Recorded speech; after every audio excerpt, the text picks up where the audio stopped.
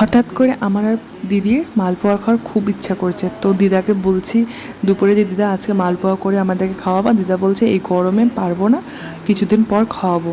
তো ওটা মন খারাপ করেছিলাম, হুট করে দেখি সন্ধ্যাবেলা দিদা মালপোয়া বানানোর আয়োজন করছে। এটা দেখে আমি আর দিদি এত খুশি হয়েছি যে সেটা নিয়ে আমরা শুয়ে শুয়ে ডিসকাস করছি যে কখন খেতে পারবো।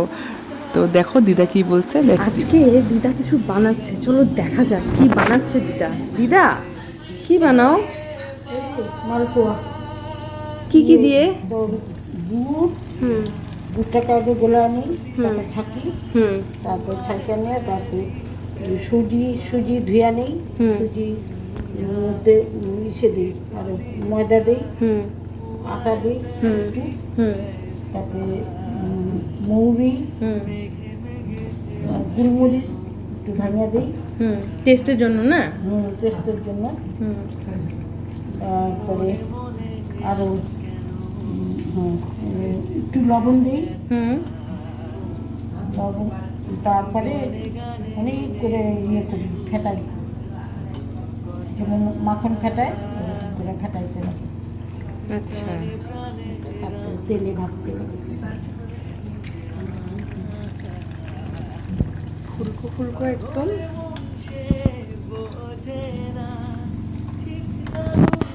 আমি আর পূজাই দিয়ে কি করছে পূজাই দিয়ে ওয়েট করছি দিদার হাতের ফুলকো ফুলকো মালপোয়া।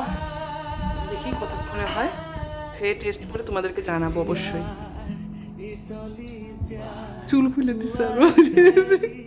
দারুন।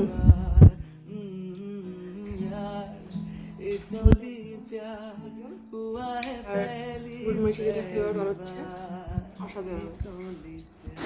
সত্যি বলতে ভীষণ টেস্টি হয়েছিল, অনেক দিন বাদে মালপোয়া খেলাম।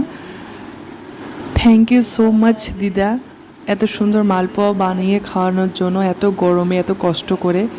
আর দেখো দিদারা তো নাতি দিদারা কিছু বললে সেটা পূরণ করবেই, এখন না হোক পরে হলেও করে দিবে। এই বয়সে দিদার হাতে খাওয়া মানে ভাগ্য। সত্যি থ্যাংক ইউ সো মাচ দিদা।